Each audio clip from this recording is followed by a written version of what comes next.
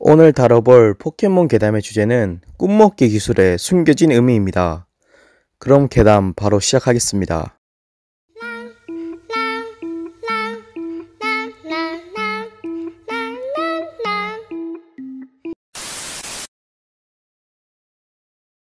혹 여러분들은 체면이라는 단어를 들으면 어떤 생각이 드시나요? 사람들이 흔히 생각하기를 체면으로 사람의 잊혀진 기억을 되살려 범인을 찾는 체면 수사가 가장 먼저 생각나실 텐데요. 체면은 이렇게 매우 긍정적인 방법으로 사용되기도 하지만 우리가 아는 체면을 매우 부정적인 방법으로 사용하는 사람들도 많습니다. 또한 바로 이 포켓몬 세계관에서도 체면을 매우 부정적으로 사용하는 두 포켓몬이 있습니다. 그건 바로 슬리프와 슬리퍼. 일단 슬리프는 기존 포켓몬 세계관에 있던 귀염뽀짝한 다른 포켓몬들과 달리 좀 음흉하고 기분 나쁜 생김새를 가지고 있습니다. 아무튼 슬리프의 도감 설명을 살펴보면 이러한 이야기가 있습니다. 꿈을 먹는다고 하는 정설의 동물 매개후손 체면술이 특기다. 먹어치운 꿈은 전부 기억하고 있다. 아이들의 꿈쪽이 맛있기 때문에 종처럼 어른들의 꿈은 먹지 않는다. 위 도감 내용들을 단순히 정리해보자면 슬리프는 전설의 동물 맥의 후손이라서 체면술을 사용할 수 있고 자신의 체면술을 사용해서 사람의 꿈을 먹는다는 것입니다. 그러나 어른보단 아이의 꿈이 더 맛있기 때문에 아이들의 꿈을 거의 먹는다고 나와 있습니다. 그런데 여기서 우리는 하나 생각해 볼 수 있습니다. 꿈을 먹는다? 포켓몬 게임을 조금만 해보신 분들은 아실 겁니다.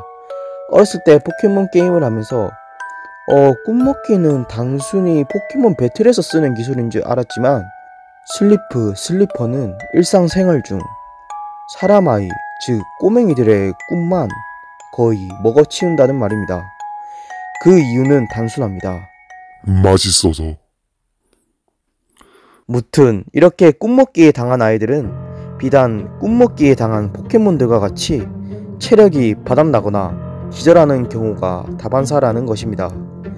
즉 다시 한번 정리하자면 슬리퍼는 인간 아이들의 꿈을 잡아먹는 게 취미이고 이에 슬리퍼와 슬리퍼 무리들에게 당한 아이들은 기절한 채 숲이나 길가에 버려져 목숨을 잃을 수도 있다는 것입니다. 단순히 포켓몬만 기절해도 포켓몬 센터 간호순에게 달려가 살려내라고 난리치는 게 포켓몬 세계관인데 이를 사람이라고 생각해본다면 슬리퍼가 포켓몬 세계관에서 얼마나 무서운 포켓몬들인지 우리는 알 수 있습니다. 그런데 여기서 우리가 더욱 주목해야 할 점은 바로 슬리프의 진화형태인 슬리퍼입니다. 제가 위에 말한 내용들을 따라 슬리퍼의 도감 내용을 살펴보면 슬리퍼가 슬리프보단 좀 더 강한 체면 능력을 가지고 있고 또한 슬리퍼가 체면술로 마을의 아이들을 숲으로 납치한다는 것입니다. 이에 대한 설명이 가장 잘 나와 있는 자료가 바로 포켓몬스터 오리지널 스토리 27화 사라진 아이들을 찾아라 편입니다.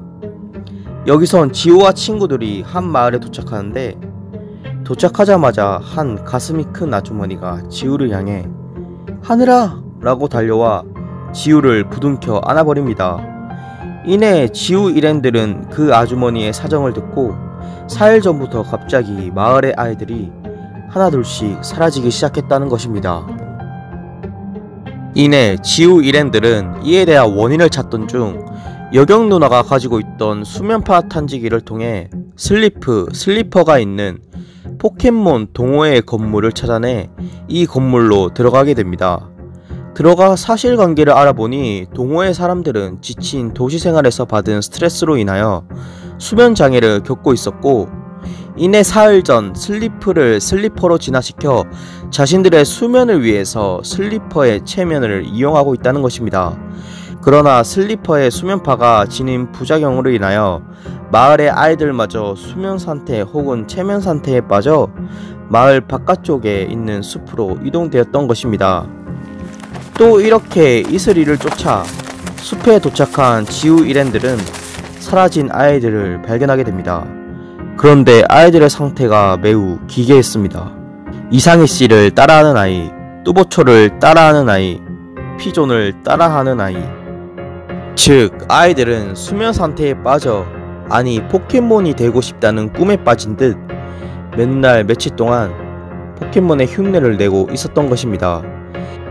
이내 애니메이션에선 지우 1엔들의 활약으로 이내 사건이 깔끔하게 마무리되었지만, 만약 주인공의 버프가 없었다면 그 아이들은 슬리퍼에게 꿈이 잡아먹혀 기절하거나 죽었을 것으로 생각됩니다.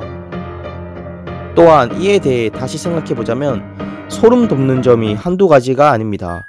우선 첫 번째, 아이들이 수면 상태에서도 움직일 수 있었다는 점. 이 점이 바로 슬리퍼의 수면파는 아이들에게 목류병을 일으킬 수 있다는 것입니다. 또한 슬리퍼 도감을 다시 한번 살펴보면 이들은 특히 아이들의 꿈을 몬다는 것을 보아 둘은 공범으로 아이들을 숲으로 납치해 꿈을 몬다라는 합리적인 추론이 가능해집니다. 그렇다면 다시 한번 포켓몬 도감의 내용과 애니 속 내용을 정리하자면 이렇습니다. 슬리퍼는 공범으로 각각 체면술이라는 기술을 어린 아이들에게 사용하여 이내 아이들을 목류병 상태로 만들어 숲으로 유인한 뒤 그들의 꿈을 먹음으로써 자신의 욕구는 잔뜩 채우지만, 이들에게 당한 아이들은 기절 혹은 기아 또는 최악의 상태인 사망의 상태가 된다는 것입니다. 그렇다면 이렇게 죽은 아이들은 어떻게 될까요? 여러분들, 여기서부터는 저의 뇌피셜이니 그냥 넘어가도 좋습니다. 6세대 포켓몬 중 남홍룡이라는 포켓몬이 있습니다. 이에 남홍룡의 도감 설명을 간단히 살펴보자면, 썩은 구루터기에 혼이 깃들여 포켓몬이 되었다. 사람이 가까이 가지 않는 숲에 산다. 숲에서 헤매다 죽은 아이의 영혼이 나무 구루터기에 쓰여 포켓몬이 되었다고 한다. 즉, 위의 도감 내용들을 정리하자면 남홍룡이라는 포켓몬은 숲에서 길을 헤매다 죽은 아이의 영혼이 썩은 나무 구루터기의 자리를 잡아 거기서 나무 구루터기와 융합되어 포켓몬이 되었다는 것입니다. 그렇다면 여기서 우리가 알 수 있는 것은 두 가지. 첫 번째, 남홍룡은 본래 사람이었다. 왜냐하면 사람의 영혼이 깃들어진 포켓몬이니까. 두 번째, 남홍룡은 어떠한 계기로 숲을 헤매다가 죽게 되었다.